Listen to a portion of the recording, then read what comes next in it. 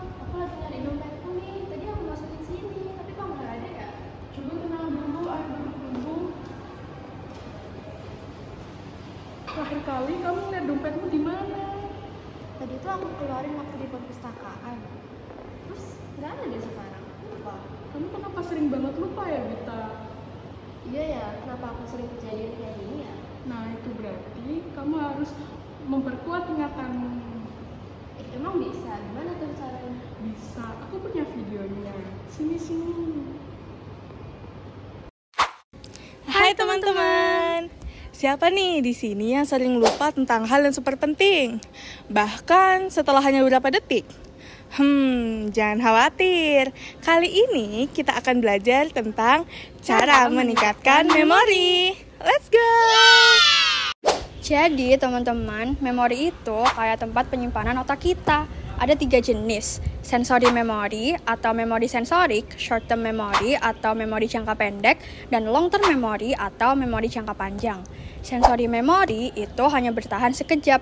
Kalau short term memory itu lebih lama sedikit tapi tetap mudah hilang. Nah, kalau long term memory itu adalah memori yang bisa bertahan seumur hidup. Nah, kalian pasti pengen tahu kan gimana cara menambah kapasitas memori jangka panjang kalian? Yuk, langsung kita cek. Cara yang pertama yaitu latihan dan pengulangan. Otak juga butuh latihan. Meski latihan nggak menjamin kesempurnaan, penelitian menunjukkan bahwa semakin sering kita mengulang informasi, semakin baik daya ingat kita. Kenapa? Karena pengulangan membantu informasi masuk ke ingatan jangka panjang. Tapi ada nih satu hal yang sering terjadi. Kita kadang merasa sudah paham banget sama suatu materi, padahal belum tentu begitu. Jadi sebelum ujian atau tes, coba deh uji diri sendiri. Menurut penelitian, menguji diri sendiri jauh lebih efektif untuk meningkatkan daya ingat dibandingkan cuma membaca ulang materi loh. Fenomena ini disebut testing effect. Usaha kita dalam mengingat, bahkan yang gagal sekalipun, bisa jadi latihan berharga bagi ingatan kita. Cara yang kedua, yaitu membagi waktu belajar dan menghindari gangguan. Kalian pernah gak sih terjebak dalam kebiasaan belajar yang penuh dengan gangguan, atau bahkan memilih untuk kebut semalam sebelum ujian? Ternyata cara itu bukanlah strategi yang baik untuk memori kita loh. Bayangkan, kamu harus belajar selama 9 jam untuk ujian. Menurutmu, mana yang lebih efektif? Belajar terus-menerus dalam satu sesi panjang atau membaginya jadi beberapa sesi pendek? Misalnya 3 jam per hari selama 3 hari. Jawabannya jelas, belajar dalam sesi yang terdistribusi jauh lebih efektif. Kenapa begitu?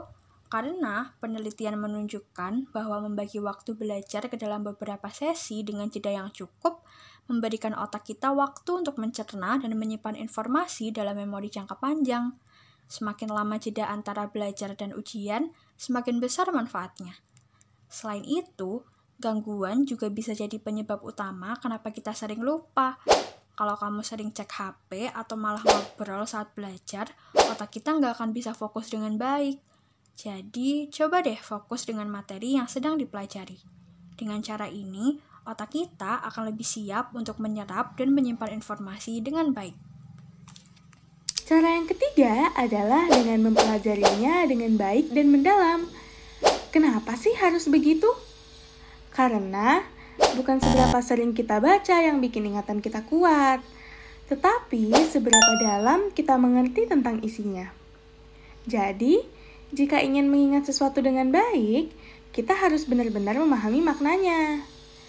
Nah, salah satu cara efektif yang bisa kita praktekkan adalah dengan menghubungkan materi dengan pengalaman pribadi.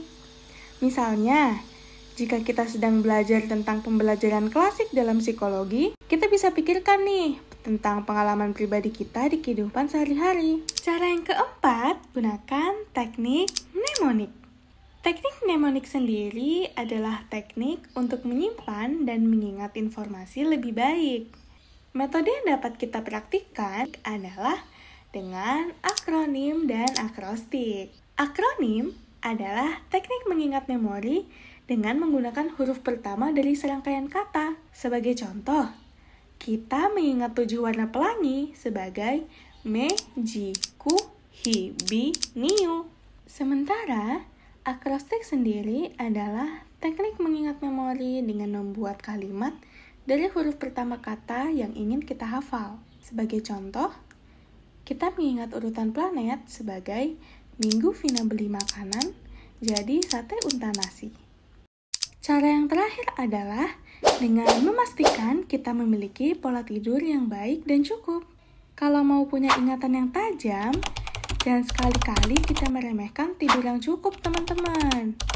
Karena saat kita sedang tidur, otak kita itu sebenarnya lagi kerja keras untuk memproses semua informasi yang sedang kita pelajari. Kalau mau belajar lebih efektif, pastikan tidur kita juga harus cukup ya. Bukan cuma untuk istirahat, tetapi juga biar otak kita semakin cerdas. Dan yap, itu dia teman-teman, beberapa cara yang bisa kalian coba untuk meningkatkan daya ingat dan belajar lebih efektif. Ingat, memori itu seperti otot, semakin sering dilatih, semakin kuat. Semoga tips-tips yang tadi bisa membantu kalian agar lebih siap dan percaya diri ya. Teruslah belajar dan berkembang, karena memori yang tajam adalah kunci sukses di masa depan. Sampai jumpa di video selanjutnya. Dadah!